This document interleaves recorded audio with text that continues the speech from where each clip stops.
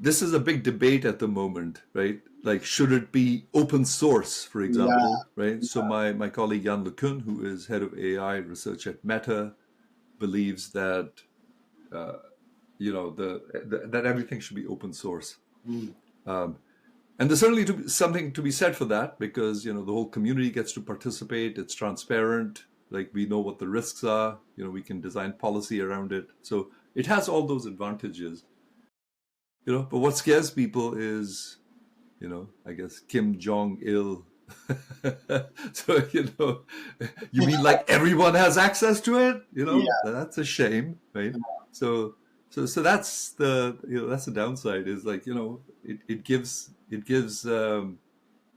provides ammunition to everyone, the power and the ammunition, and so those are some of the concerns with open source.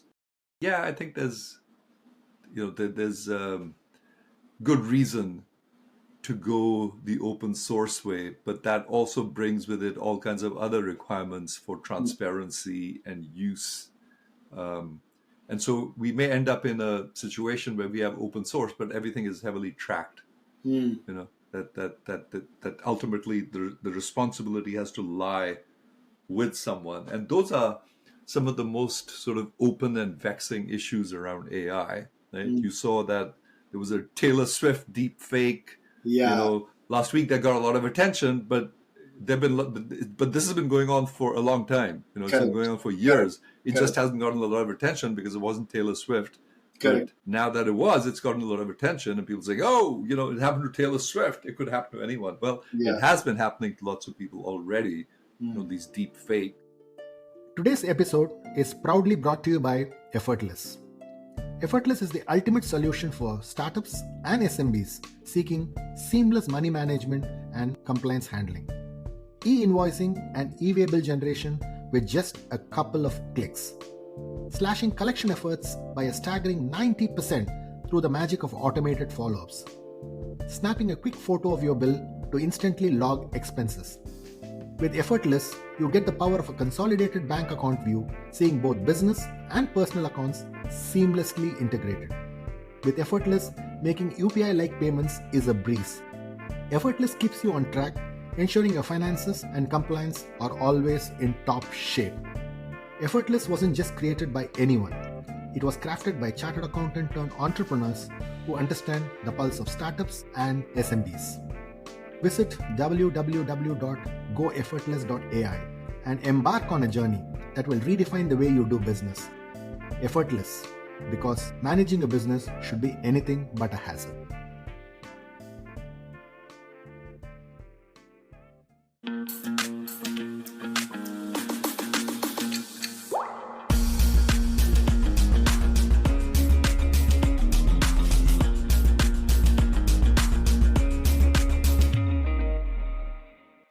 Hello everybody, welcome to another episode of the ContraMinds podcast.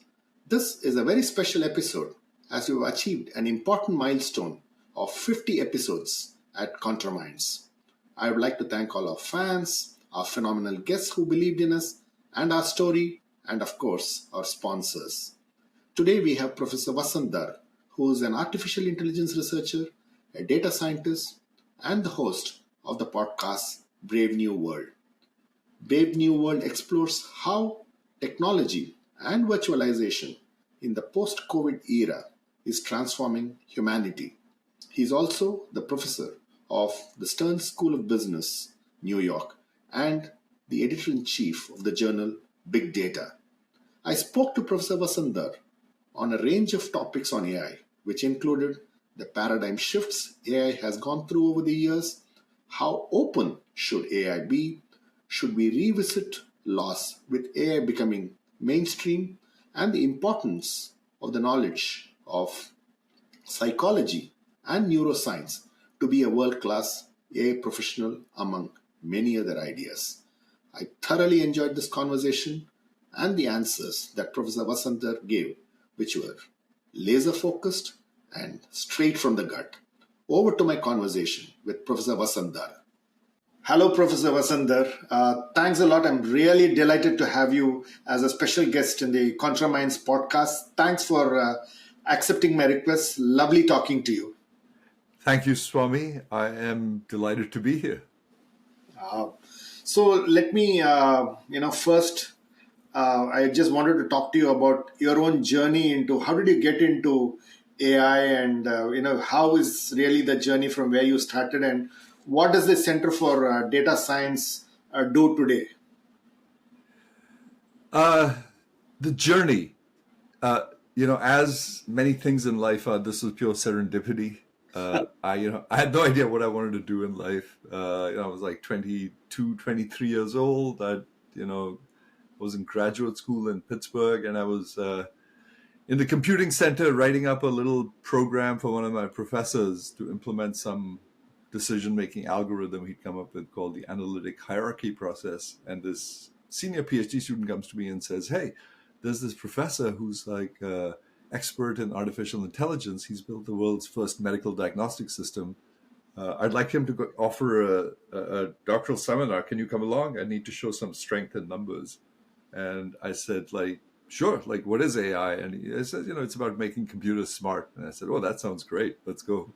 So we did, and we went to the medical school. There was a lab up on the 13th floor, I remember, of the medical center at the University of Pittsburgh. And there was a long room, and in the middle of the room, there was a terminal connected to a computer at Stanford. You're talking, this was like 1979. And so there was no PCs. It was the days of time sharing. And there was a physician puffing a cigar, quote unquote, talking to this system via his assistant who was typing for him. And he entered some symptoms about a case, and the machine, the program was called Internist. It came back and asked him some more questions. And at one point, during the dialogue, he said, "Why are you asking me this question?" And Internist said, "Because the evidence you've given me so far is consistent with the following hypotheses, and this will help me discriminate between the top two." And I was just blown away by that. It just completely, blew my mind to see a computer behaving in that way. My previous interactions with computers had been, writing Fortran programs to solve, complex differential equations, iteratively, as part of my chemical engineering days in IIT. So this was just like, blew my mind to see a machine having a dialogue with a human like this and discussing a case. And it was clear that it wasn't following some sort of pre-specified logic, but it was actually sensitive to context, and so that's what totally blew me away. And, and then we were waiting for the prof to get off the phone. He was in his office, and then we went in, and he was like just so sweet, to us, and said he'd be delighted to offer the course. And, he ended up becoming one of my main mentors at graduate school and my thesis advisor. So that's how I sort of, landed in AI. It was actually through medical diagnosis. And he introduced me to another, pioneer in AI called Herbert Simon, who was actually a Nobel laureate who had won the Nobel Prize for Economics. And he was one of the people who coined the term artificial intelligence. So he introduced me to Simon, and that sort of set me along this path that has, that's what set me going. And then, so when I was graduating, I was looking for a job, and, I walked down Washington Square south along the park for my job interview. And I thought, hey, this would be kind of a cool place to live. And as luck would have it, my talk went well. I really got along with my colleagues, and I ended up in NYU. And so I've been there ever since, except for, a few years on Wall Street in the mid 90s, where I brought machine learning to Wall Street. Yeah. And so I've been fortunate to have been, I guess, what some people call a pracademic. I'm an academic. I'm sort of a researcher, but I get to actually try my ideas out and make them work in practice. And in this case, the ideas really had to do with, the fact I was in New York and in the financial industry. And so market prediction seemed to be sort of, the obvious thing to try out, given that data was becoming available. And so that's what I got interested in the mid 90s. Okay. Went to Wall Street, took a bunch of my PhD students along, and, set up the first machine learning based hedge fund. So I've been very fortunate to have had the opportunities to have, to have met great people who set me along a path that I've really enjoyed, I have to say. It's been a lot of fun. You talk about the the Kun net framework of a whole set of paradigm shifts that AI has gone through, right? Right, right. What are the paradigm shifts that AI has gone through, and what impact has each of these shifts happened for the business and the society at large? So, what are these shifts that you have seen, and can you talk to us about it? Yeah, that's a great question. And, there's this article I wrote called The Paradigm Shifts in Artificial Intelligence that I posted on Archive last year, which I initially wrote as sort of an initial opening article for a PhD seminar that I was co-teaching, just to give students kind of a grounding about the history of AI and what got us here and why does it matter. And so I start the sort of story of the or rather the history of AI, at the end of sort of what I call the game playing era. In the 60s, there was a lot of experimentation with sort of game playing algorithms for searching graphs, which sort of came out of the areas of sort of optimization and search. But in the 70s, I'd say there was a whole new, era of what I call expert systems that got going, where people felt that for specific domains like medicine, which is the poster child for AI, and engineering and, problems with a certain amount of structure in it, you should be able to talk to human experts and extract the expertise in a way that was representable in a machine that could then be used for reasoning about that domain. So medical diagnosis, being a prime example where the system that I referred to, Internist, had been built, over 10 years of interaction between, computer scientists and specialists, diagnosticians in medicine. And the knowledge had been extracted case by case, carefully assembled, represented, in the forms of hierarchies, rules, causal relationships, all of that kind of stuff. The knowledge was extracted and declared, and then there was a way to sort of use it, in the context of a new case. And that's what I was observing. My first interaction with AI was this expert systems paradigm and expert physician discussing a case with Internist. And I'll come full circle to this, by the way. So that was the expert systems era, but it was, very hard to extract knowledge reliably from experts and to represent things like uncertainty, right? Yeah. Because at that time, people were thinking about knowledge in terms of rules, but then how do you attach uncertainty and context and all that? So it became really difficult to do that in a top-down way.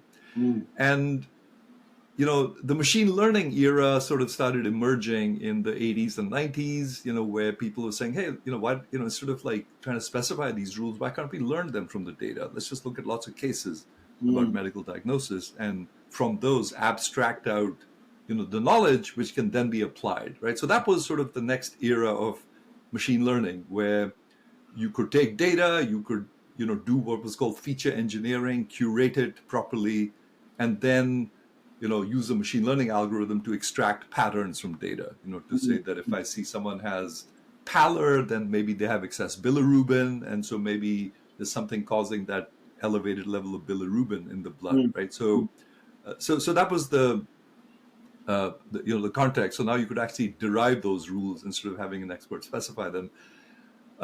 But it was still really cumbersome to do feature engineering, right? So if you had to, let's say, use an X-ray image or an MRI as part of diagnosis, the physician had to translate that into a vocabulary and say that to the machine, right? So that wasn't great. And so what the sort of new sort of deep learning paradigm did was that it solved perception, right? That now computers could actually see the world and listen to it and read about it, in the way that humans do. And so they could ingest the input directly from the environment. So that was a big deal, was solving perception. Right? So intelligence sort of went more upstream. Okay. And And then the latest paradigm shift, which I call, the shift to general intelligence, is this emergence of these pre-trained models like large language models that Yeah. are just pre-trained with, lots of knowledge that is available on the internet. But they're not pre-trained with any specific purpose necessarily, other than predict the next word. But it turns out that they learn a lot about the world just by doing, prediction of the next word. And they're usable for all kinds of things, like general question answering systems, writing code, and all that kind of stuff, right? Now, I'll end by saying this. I took some of the dialogues that I had, from internist days, Yeah. and I tried working with ChatGPT. I fed ChatGPT the exact same symptoms about a case. And I said, what's going on in this case? Right? And ChatGPT actually was amazing, right? Because it's very conversational. It said, oh, yeah, I see what's going on here. Maybe there's blah, blah, blah. And then it just stops, and that's it, and then I'm like, but tell me more. And it's like, well, what do you mean?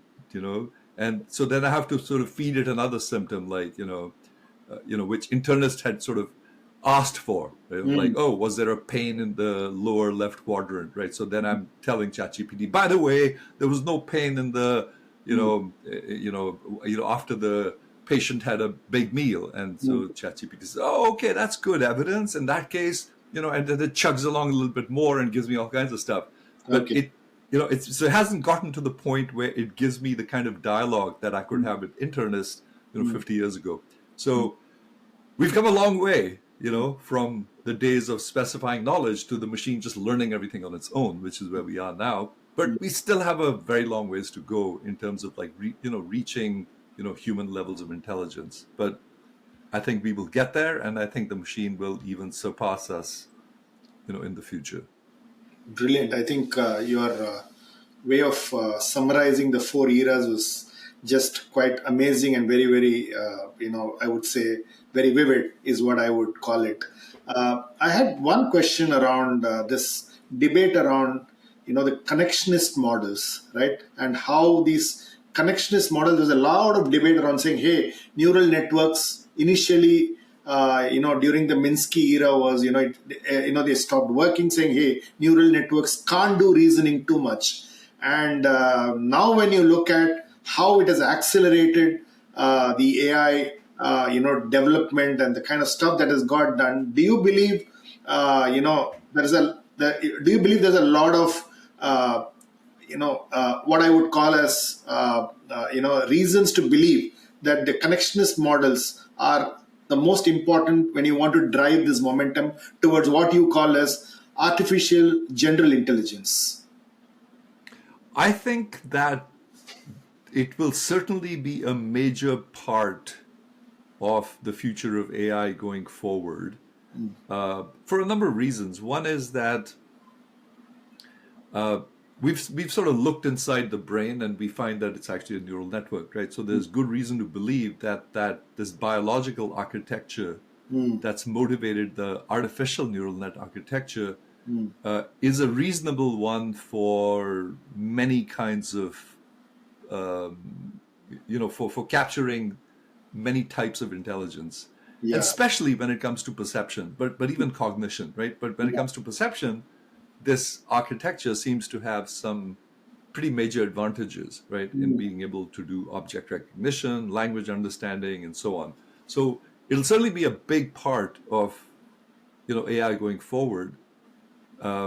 Whether it accomplishes everything really remains to be seen, right? Because while we made huge advances in perception and all kinds of sort of general intelligence kinds of capabilities, we've also regressed in some ways, because these models are so complex that it's very hard to look inside them and see what's really going on. So relative to sort of the earliest paradigm, the expert system one, where everything was explicit and you could see why the machine was doing what it was doing, it's become impossibly difficult to do that now with these large sort of complex models. And so that's, not surprisingly, that's where a lot of action is, to get some more transparency into like what's really going on under the hood. How do they represent knowledge? Yeah. What do they really know? What do they really understand? So in a nutshell, I'd say, yeah, it's going to be an important part of AI going forward, but I'm not sure it'll solve everything that Okay. we need to solve in order to get to, human level intelligence and then super intelligence beyond that. Okay. So, which gives me the next question. I think you kind of got me into the next question that I wanted to ask. How open should be, how open should AI be? This is a big debate at the moment, right? Like, should it be open source, for Yeah. example, right? So my colleague Jan LeCun, who is head of AI research at Meta, believes that that everything should be open source. And there's certainly something to be said for that, because the whole community gets to participate. It's transparent. Like, we know what the risks are. We can design policy around it. So it has all those advantages. But what scares people is, I guess, Kim Jong Il. So you mean like everyone has access to it? Yeah. That's a shame, right? So that's the downside. Is like it gives provides ammunition to everyone, the power and the ammunition, and so those are some of the concerns with open source. But if you were to ask me, what my position would be, I'd say, yeah, I think there's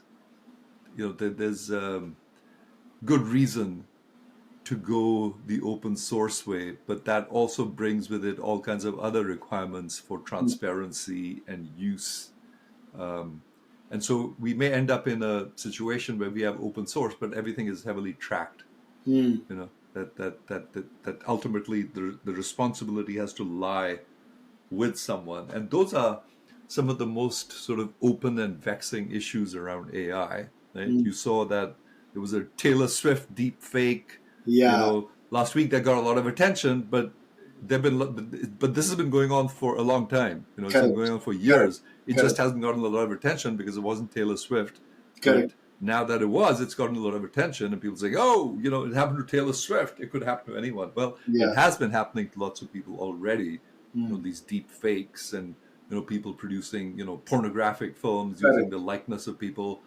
And the trouble is that there aren't even enough laws at the moment that that say that a crime has been committed, let alone who's liable and how to address it. Yeah.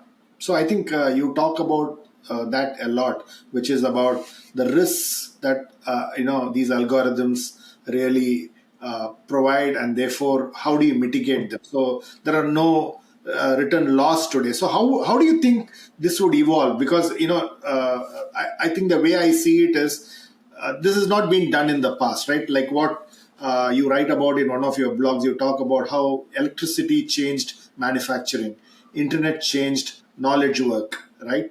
And now AI is changing a whole host of professions, a whole host of industries. And that is going to really need a whole set of rules.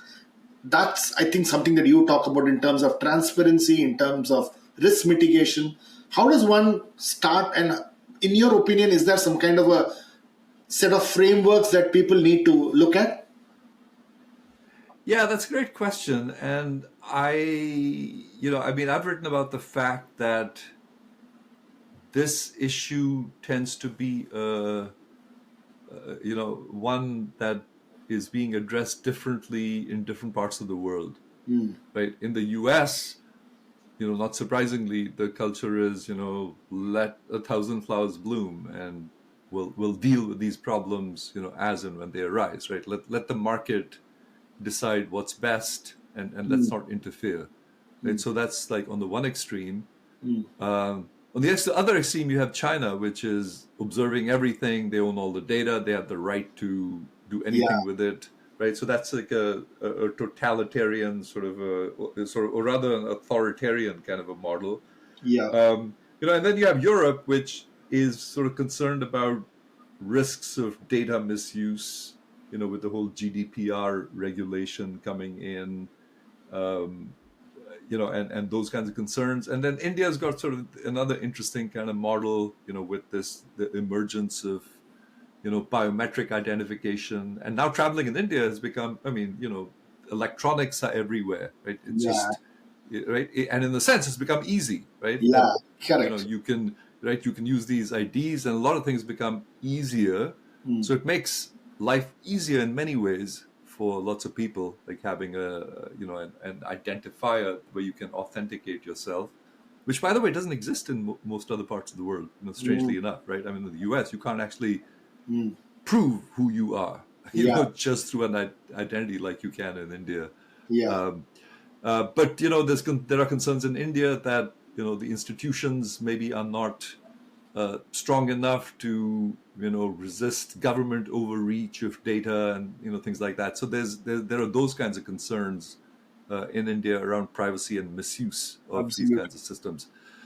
So there isn't any one answer. It's almost like it's being dealt at in different parts of the world differently. Yeah, Um, and yeah, and I guess it'll just continue to evolve. evolve, or I was going to say stumble along like that, right? You get things that mishaps that happen, things don't work. Yeah, In the US, we'll see lawsuits. We're already seeing that yeah, around Section 230 and platform liability. But we'll probably see more of those as the technology comes along, right? So the US sort of deals with it on a ongoing basis, with very light touch. yeah. Yeah, remains to be seen how other parts of the world will deal with it. But don't you think, Professor, that when you look at the big tech firms today, the fact that uh, they were allowed to blossom, and now they have become so large and almost monopolistic, right? In terms of size, in terms of the data that they hold, and therefore there's a bit of worry that hey, these 4 or 5 big tech firms typically control all data, and they have been allowed to sprout. They've become so large today to entangle and get them out, untangle them is also getting difficult. It is indeed. I mean, once these platforms get established and dominant, Yeah, it becomes very difficult to displace them. I mean, that's one of the lessons that we've learned from the internet is, when these platforms become large, it's almost like a winner take all outcome. yeah, So and that's what we see here. So you're right, but but at the same time, I think society has become more aware yeah, of this imbalance of power, and so I would expect to see possibly even people working with the government to control um, the private sector. I mean that yeah, yeah, yeah. so the government and the people might become allies Hmm. in Perfect, perfect. in resisting this, Yeah, I guess, great. what I'd call data hegemony. Yeah, absolutely. The other thing that I wanted to delve into was this one article that you had written about how conversational AI versus search, right? This whole hockey stick growth that, Right. how search is getting disrupted with conversational AI. Do Right. you believe in the next decade or so, search will completely get transformed with conversational AI? And how would the world look like with conversational AI dominating? In fact, you have written there saying it's almost giving sleepless nights to Google that Microsoft has got there, right? So therefore, Yeah.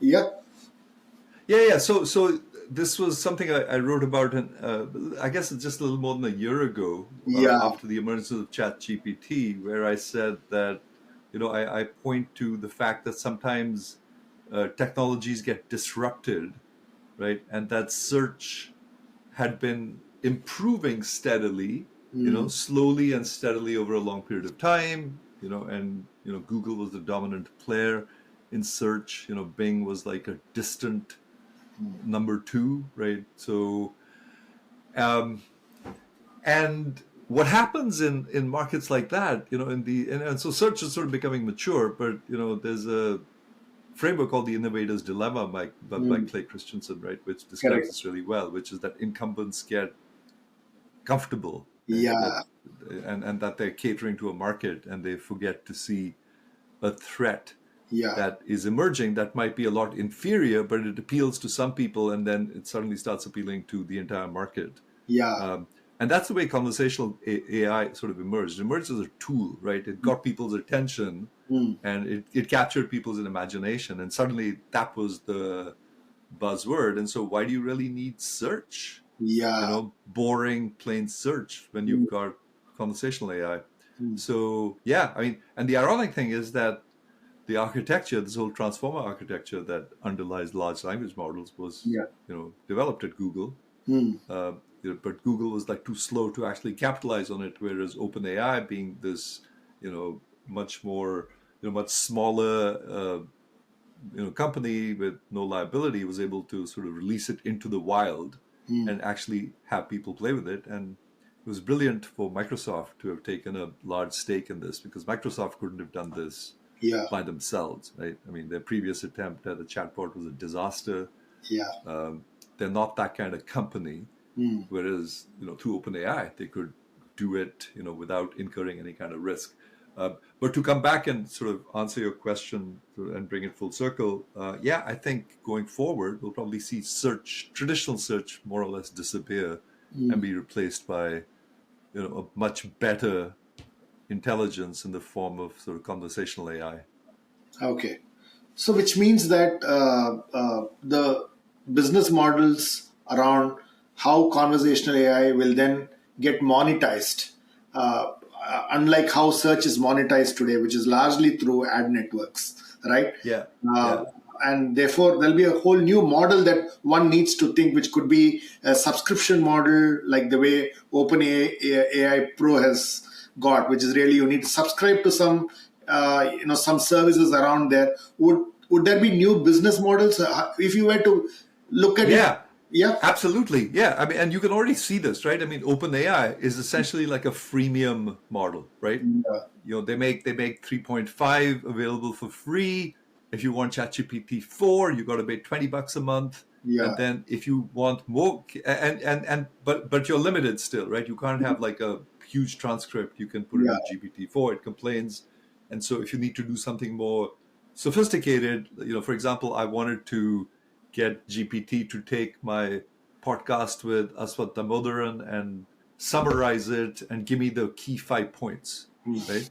And so I, basically had to get OpenAI's program called Whisper to take my MP3 file, translate that into a text file, and then, use an API to say, okay, whatever text comes, summarize the 5 key points, right? And it cost me, 22 cents for the transcription to text and 23 cents for that API call to actually give me the 5 points, which the free version could have given me, but not for the entire transcript, right? So we're already seeing this emerging. So I think there's a lot of money to be made here, both at the retail and business level. So therefore, if you do a blue sky thinking around how businesses can take advantage of something like this. You had written about this in your real estate example. I saw in one of your newsletters how you applied it in the real estate world. How do you think businesses can take advantage? If I was an automotive company or if I were a retail company, and I have, because there's a lot of discussion around AI, but if I were a retail company, how do I take advantage of this? And that's a great question. And the answer goes back to sort of what I was saying earlier, which is that, deep learning solved perception, right? A lot of human work involves perception, right? It involves looking at something. It involves reading something, right? It involves listening to something, to people, right? So a lot of the input that humans get is perceptual. And, traditionally that had to be transformed into something for the machine to process. Now imagine, instead of, and the real estate example you refer to, you don't need to have like an inspector to send to a house to look at its condition and take pictures and stuff like that, right? So in the example I mentioned, I just used Google Street View images to predict the condition of a house, right? So I got a bunch of humans to say, hey, what's the condition of this house? Got Google Street View to look at it. And the results were, pretty much very similar to human results, right? So if you can actually eliminate a lot of that grunt work, the very inefficient work, right? Someone has to go to a place, take pictures, and then translate those into language and put it into a report, right? There's a lot of human work, a lot of inefficiency involved in that, right? And you're paying people hundreds of thousands of dollars to do that, right? Correct. And now you can do that with a machine that says, hey, take these, send a drone over there, take a bunch of pictures. You can even send a drone inside a house to take pictures, right? You can, process unstructured data. So a lot of this sort of general intelligence becomes available at really low cost, right? And this is what I find like incredibly exciting about what's coming down the road is that a lot of the sort of grunt work that humans do can really get streamlined and done equally well or even better by the machine. So it has huge potential both at the retail level, just you and me using the machine, or businesses, trying to make processes more efficient or better through AI. So it's almost like saying that so the internet typically got the supply chain optimization, out of the way, and now you're talking about the grunt work, which is really the effort and information processing, becoming far more efficient, and therefore there's a whole new information supply chain that might get optimized because of AI. Exactly. Yeah. You put it better than I did, Swami. So clearly, if I were a retail CEO or an automotive CEO, or if I were running a large enterprise, say a bank, if I were to look at where do I start? What would you suggest? Saying, okay, what kind of experiments should I be doing? Because there's a lot of talk around saying, oh, here is Gen AI, you start here, you start here. So is there a way in which I could, say that, hey, here is a roadmap that you need to try with all these, LLMs? So I don't think there's a roadmap. That would be nice to actually have a roadmap, right? To go into a business CEO and say, hey, here's the roadmap for you for AI. Go do it. That doesn't exist. In fact, I see a lot of confusion and concern in among senior management. Like, we need to do something, but what do we do, right? So there's a lot of FOMO, right? We need to be doing something, because if we don't do anything, bad things will happen. Right? Or my board is asking me some questions, so I have to answer them. So let me put up some couple of slides and take it up there, right? Yeah, exactly. Yeah, and this is sort of, I think, where sort of senior management's creativity and imagination really comes into the picture. I mean, to me, this is what I think leadership in the age of AI is really all about, like figuring this thing out, because there is no roadmap, right? No one's going to tell you what to do. I mean, I had this great conversation with Piyush Gupta, who's the CEO of DBS Bank, correct. last year about, what are you thinking about with AI? And he mentioned a couple of examples, like use cases, where he said, like, we'd like to be able to predict when someone is likely to leave, right? Because talent retention is a big part of, effective management, right? Because when talent leaves the door, that can be debilitating, especially like really important, people who are important to the business. So we'd like to be able to retain talent, and so use AI to actually tell us when someone's at risk, which I thought was an interesting application. And then I asked him another question, which is, how about like using AI to actually capture the knowledge of people who may leave? So you can say, Swami was like an amazing Python programmer, right? I mean, he just killed it with all those implementations, but now he's gone and he's working for Citibank. How do we get virtual Swami to write some code for us in his style? I mean, imagine something like that, right? Where you actually have the ability to now retain knowledge in the organization, right? That previously would just sort of bleed out, right? To me, this seems like a huge opportunity, right? To sort of retain knowledge and just be effective, and just literally become a learning organization, right? It's like you just learn and retain and can reuse information over time. So lots of possibilities. for how to, to leverage AI, but no roadmap, but lots of interesting ideas. So, which means that, like what you said, should therefore, as a leader, me as a leader, I should be doing a lot of experiments with AI, and the ability to creatively come up with use cases is really what the leader's role in the age of AI is going to be. Is that how you would define it? Yeah, it really is, because one of the, I think one of the, just sort of, building on this DBS Bank case, I think one of the things that they did early on was things like, let's really sort of get a better sense of how well our apps are working. Like how happy are people, but without them having to tell us this, right? So let's just sort of maintain touch points. And if we find that people aren't happy, we can actually step in and improve the experience, right? So, being sort of more connected or using data to be more connected and more intelligent about the way you interact with your customers, right? So that was, so those are the initiatives they took, like, I guess 10-ish years ago, like 5 to 10 years ago, that have really worked out for them. And now the question is like, what's the next level? What's the next frontier? Yeah. Okay. Which brings me to a very important point that you talk about, and which is AI with decision making with AI.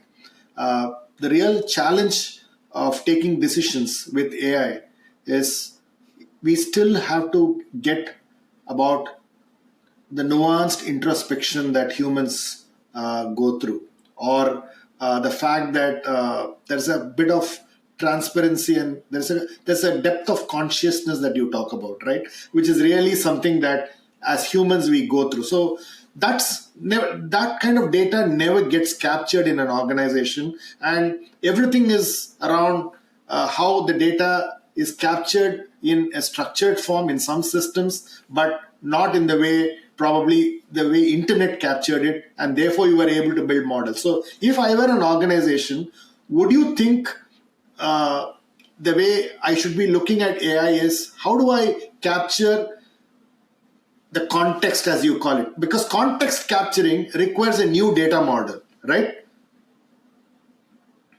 Yeah. So, I mean, this is a very interesting question about AI for decision making. So let me use a slightly different example, right? And I actually, was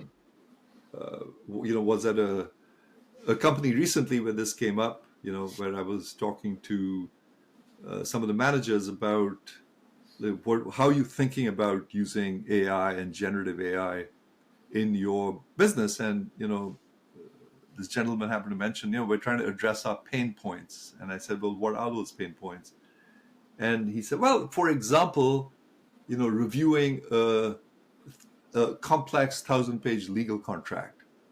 That's complicated. It takes a human a long time. And I thought that was a really interesting example of interesting use case of AI, because the question really is the following, which is, if you get an AI to process that really complex legal contract, are you willing to trust it? Right? Are you willing to trust its decisions about that it's okay or not? The not is probably a little bit easier because it'll flag it for you and you can tell whether you agree with it or not. But what if about all those things where it said it was okay and it didn't even flag them for you? Yeah. Would you trust it completely? And at the moment we don't, right? Because we just have this sort of lingering feeling that it might have missed it. It might have missed some important clause. And so we'd have a human go through the thing again anyway, right? And then, so the question is like, so what did I gain by using the AI if a human had to go through it anyway? Yeah. Well, maybe I gained something in efficiency. I don't know. Maybe I gained something in terms of accuracy. I don't know. But that's the problem right now, is we just don't know, because there haven't been enough evaluations done of the technology, like in use in the wild, right? So at the moment, there's a lot of excitement with, hey, look what I can do. Look, man, no hands. I can do this. I can do this. I can do this. Yeah, you can do that. But is it going to make things better? And how? Right? right? And those are the biggest sort of unanswered questions. Now, it's easy for me to say this, but it's very difficult in practice for organizations to do it because, businesses are not in the business of doing science. They're in the business of making money. Yeah. Right? And so there's only so much scientific experimentation they can do, True. or A/B tests, right? So they have to pick these tests very carefully, right? Because they involve cost. Yeah. Right? So evaluating AI is not a costless exercise, but it's necessary in order to be able to understand, where you can use it. So which brings me So I guess to sort of bring it full circle, I'd say ideally we want AI to be such that we just use it without regard to its mistakes, right? That we know it'll make mistakes, but we say that's still okay, right? Yeah. Just like we do with humans, right? We use humans Exactly. knowing that humans will make mistakes, but we say that's okay, right? Yeah. You will make mistakes, right? So that's the equivalent scenario we need in AI is we have a machine, you have a human. You know what? We're better off with using the machine even with the mistakes it makes. Yeah. That's the ideal scenario. So it's almost like a world where there's a human AI collaboration, right? That's really how the world would change slowly, where I have my assistant, some directions are being given by my AI assistant. I then take those decisions, but then I apply my context on top of whatever knowledge that I have. And therefore, this whole ability to work with AI and humans and collaborate intuitively is something that we need to get ready for. Exactly. And it'll probably happen in phases where, let's say you tell the machine, hey, generate me a marketing plan for this new client. Here are the specifics of the client, use prior engagement information and generate me a business plan or a proposal, right? And the machine will do it for you, but you as the specialist now still need to go and tweak it and look at it and everything, right? That's fine. Now imagine when you get to a point where you don't even need to do that, right? That it gets so good that you just trust it, right? Or you've got to do very little work, right? And then you get to the point where it just is so good that you just trust it anyway.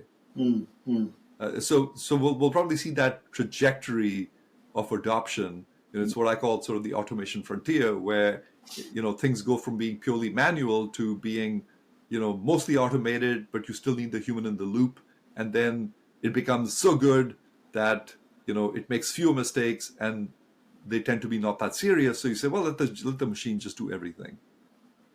Which really brings me, Professor Vasant Dhar, a question where when we move from an industrialization era, okay, to the internet era, to now maybe the AI era as we call it, the industrialization era almost made humans into machines, right? Here is a blueprint, just get me this work done, and we produce mass products and we then ship it out. And now, and before the industrialized era, there were craftsmen who knew their craft. Now, when you come back to the AI era, when I need an AI human collaboration, the craftsmanship has to come back, because I basically have a machine helping me, but I need to know my skill has to be extremely good. I must be an expert. I need to know what to prompt that machine, which means that my skill and knowledge and competency is becoming more and more important vis-a-vis what it was in the industrial era or the internet era. Would you agree with me on that? So you raise a really interesting question, right? And I wrote this article called "The Day I Chased My Dog," where I had an incident where I gashed my knee because of some accident. I had to go to the emergency room. And I talk about how at the moment we have the worst of both humans and machines. You talked about the fact that the industrial era made robots out of humans, right? Yeah. Humans started doing repetitive work. Ironically, it's not that much different now in healthcare. The way I felt like I'd been through an assembly line, that 6 people saw me, they treated me like an object, they asked me a bunch of standard questions, many of them were repetitive, and then by the end of it, by the time I'd seen the 6th person, I finally saw the specialist, the doctor, but by that time I was so overwhelmed with information and choices and decisions that I wasn't even in a mood to ask questions. Right? So in a sense, I got the worst of both worlds. Right? And then, they put staples in my knee, and then 10 days later, I went and got those removed, and the wound opened up. It was a colossal mess. And I wrote about the fact that, gee, wouldn't it have been nice to have a machine actually look at my knee and say, you know what, like, you should wait a few more days. It looks a little risky to open it up, and take these staples out. It might actually open up, right? But the human didn't do that. He just sort of followed a procedure and took the things out, and it opened up, right? So at the moment, we're sort of in this phase where we're getting the worst of both. Yeah. When it comes to healthcare, right? We're getting humans behaving like robots, not like the old days where someone really cared about you. When I was a kid, I went to the doctor, I went to the same doctor, they cared about you, right? And now the care has really gone out of the healthcare system. You're seeing strangers all the time who are looking at you sort of atomically as a little part of a larger process. Yeah. And there isn't this sort of intelligence of the process that's coming to the picture and saying, hey, I think this is what we need to do to offer, Swami the best possible, treatment for his injury. Yeah. But I'm an optimist. I think we'll get there, but we're just not there yet, because what we've done is we've sort of made the process mechanistic, atomic, impersonal, and it needs to be just the opposite, where we get the best of both worlds. But we're far from that yet. But that I see as the biggest challenge going forward. True. So which means that if I were a youngster listening to this podcast, and I have another 30, 40 years of career ahead of me, how do I up my thinking skills to be prepared for this AI era? Oh, that's a great question. I was talking to my students the other day, right? And they're like, I don't know, this is undergraduates, like they're between 18 and 23. And, my graduate students are in the late 20s to early 30s. And my, observation is that, you guys have your lives ahead of you. And this is such an exciting time, to be in this space. Like, I've created 3 sort of AI startups in my career, but I did it during a time when people were resistant to AI. I did it anyway. I brought AI, machine learning to Wall Street, and people said, what the hell is this? Like what? What sense does it make? So, but I did it anyway because I believed that there was a lot of merit to it and it was the future. Whereas now the world is so receptive to it. Right? So there are so many possibilities, in terms of creating better data sets to do something, because there's often value in creating data that can be used to do something useful, right? Yeah. And you talked about big tech as having data, but the world is wide open in terms of the kind of data sets you can collect to do useful things. Yeah. So what I tell people is, up your thinking in terms of where you think AI, for example, is going to transform an industry or the way people do things, and then start collecting the data to make that possible. So which means that I've been trained as a student over years thinking mechanically, right? Suddenly when I come to the AI era, or when I start to work and I'm collaborating with machines, I'm collaborating with data, you would really talk about, in most of your articles, the fact that contextualization of that data becomes very, very important. And then suddenly my critical thinking skills, my soft skills, my ability to understand the feeling and the nuances of introspection becomes very important. And therefore, if I were a youngster, I would say, hey, working in ambiguity, but clearly ability to, up my thinking skills in how I need to apply this becomes very important, which you are not taught in many educational institutions today. Indeed. I sort of look at this abstractly as the ability to conduct inquiry, right? That's what it really boils down to is, can you formulate an interesting question and then answer it, right? And there are so many interesting questions out there, that one could think about. I don't know, if I were to just dream, I'd say, what about assistants that for mental health or something, right? Where they're actually able to, increase your brain function and make you feel better and, be more effective, right? Can you actually design machines that make humans better at what they do, or they make people happier, right? Right. So how would you even ask such a question? How would you gather the data to be able to answer it, to show that, oh yeah, under these conditions, actually this kind of a machine does make people better or happier or whatever, right? So Yeah. it becomes a question that is an interesting one, because the implications are incredibly important. Yeah. And then can you then do you have the chops to be able to answer that question, right? In Yeah. the old days, you required a PhD to do this kind of thing, right? This was like PhD material. But now it's like, it's almost like everyone needs the ability to do inquiry, which means ask great questions and then to be able to work with data to be able to answer them, right?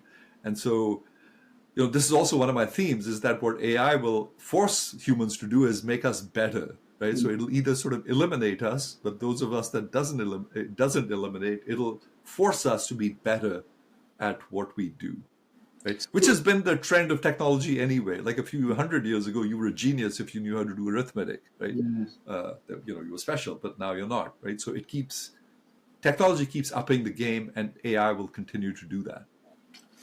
So, which brings me to a very important question, Professor, where if I were to look at AI as a career, wherever, in whatever articles I'm reading, you need to have good knowledge of computer science, psychology, and neuroscience, right?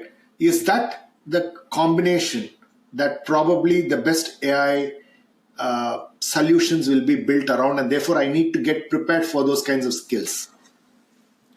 You certainly do. I mean, I think those are good skills to have, but I'd go even broader than that, right? I think that EQ is as important, right? It isn't just about the hard skills; it's also about understanding emotions and emotional IQ and quotient.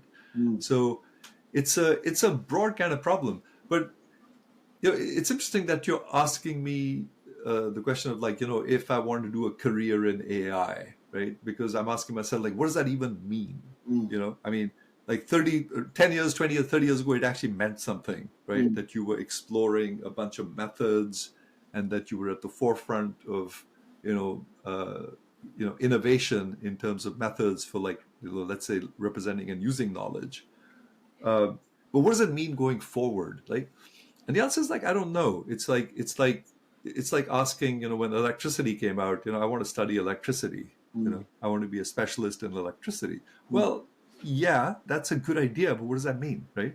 Does that mean you're, designing motors and dynamos and washing machines and televisions, right? The things that use electricity is what you're really getting into.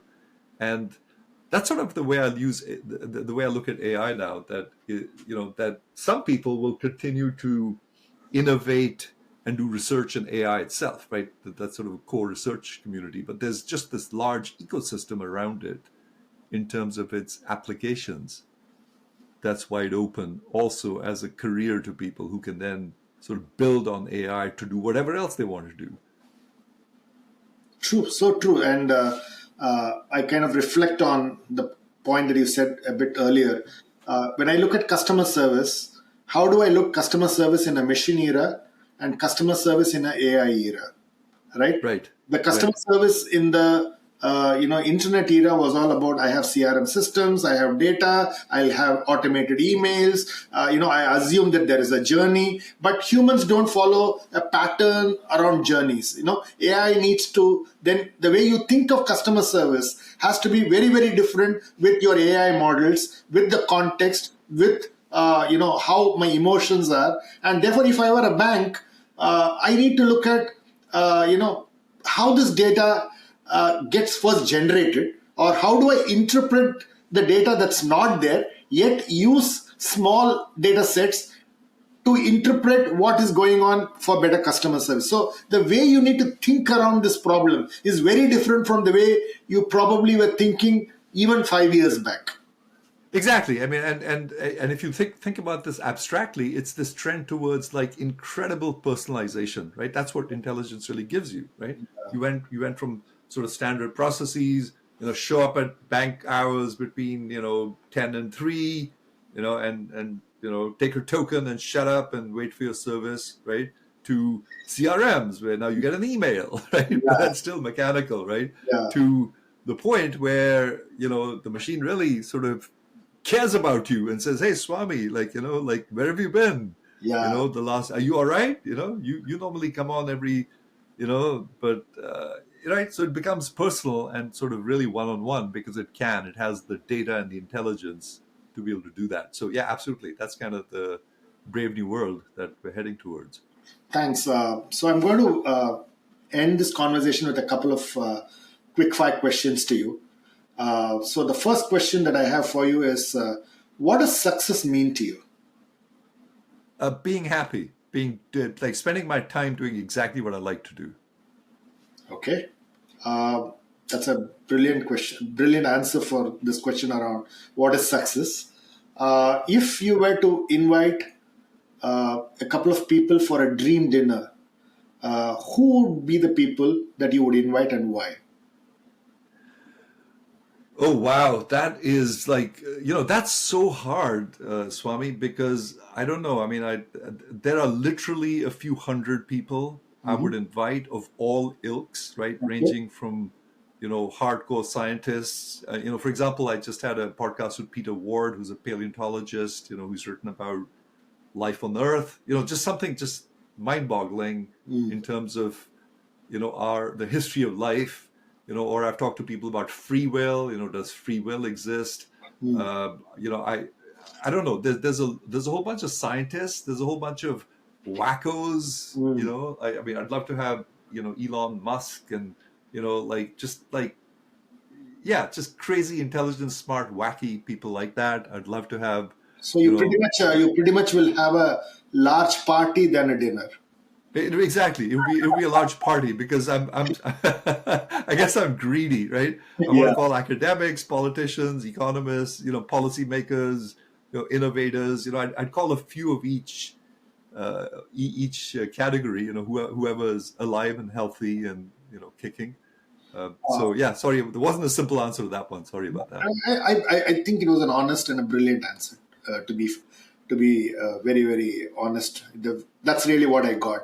If you Thank were you. to recommend a couple of books that you would want anybody to read, what are the things that couple of books that you were inspired by? There's too much of a recency bias when you ask me about books, right? Because I've like forgotten about Mm. the old books, Mm. like Brave New World, which I Yeah. read in college, Yeah. right? Which is I would definitely recommend Okay. Brave New World. Okay. Going way back, Death of a Salesman. I Okay. loved Arthur Miller. Yeah. So I loved that kind of literature. I don't know, like a lot of American literature I grew up with. Mm. Um, More recently, I read Gandhi's My Experiments with Truth that I thought was fascinating. I hadn't read that book, surprisingly. I'm an Indian. I should have read it. I've read so much about Gandhi, but I hadn't read that. So I thought that was really cool. And I, was sort of seeing the connection to truth in AI. Um, yeah, I mean, I could go on. Perfect, perfect. And if there's one great piece of advice that you got, and I'm sure you would have got a lot, what is the one piece of advice that you got which you remember even today?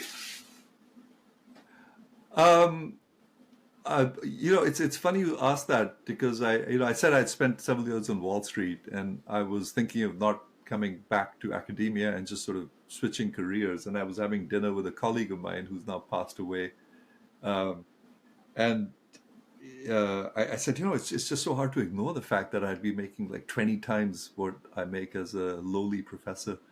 And he asked me, he says, "Do you have enough?" And I said, "Yeah, I got enough." And he says, "Well, then do what you like, do what's fun." Mm. So I'll never forget that. It was a simple question: "Do you have enough?" And I was like, "Yep, I have enough."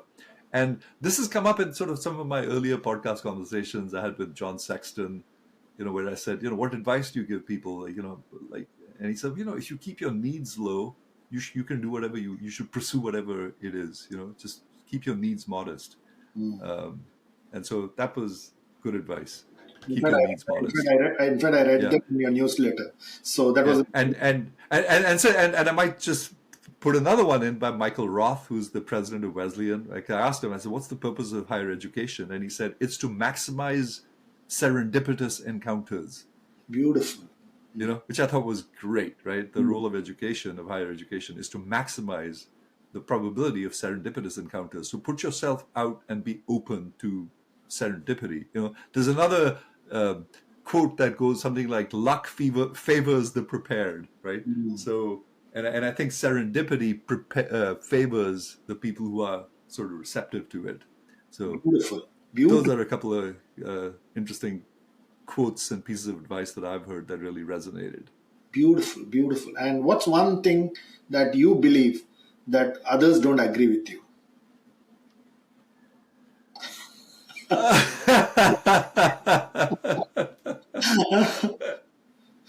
Oh, something that I believe that others don't agree with me. The only thing, I can think of something, but it's too embarrassing because it's become socially unacceptable to talk about this. Sure. Yeah, it has to do with why there are fewer swimmers in certain racial groups than others, right? So my answer to that is, I find some people find it, they don't agree with me. But I think that's because they find it socially unacceptable. But I won't get into the details because that'll really get me into trouble. Yeah, sure. So thanks, Professor Vasant Dhar. It was lovely talking to you, and it was a fun conversation. Really, the time was brilliant in terms of the perspective that you gave. Some of the examples were thoroughly brilliant, and thanks for your time. Thanks for sharing your thoughts on the ContraMinds podcast. I am delighted to have been here, Swami. I'll just end by noting something, which is that some of my colleagues make fun of me because I believe that names are very important. So certain names are really important. Some names are strong, some names are weak, it's, whatever. But I think Swami is a brilliant name, so I am so envious. Thanks a lot. Because I can imagine people saying, so Swami, what do you think? But it's been a pleasure. I really enjoyed it, and thanks for all those questions and follow-ups. Thanks a lot.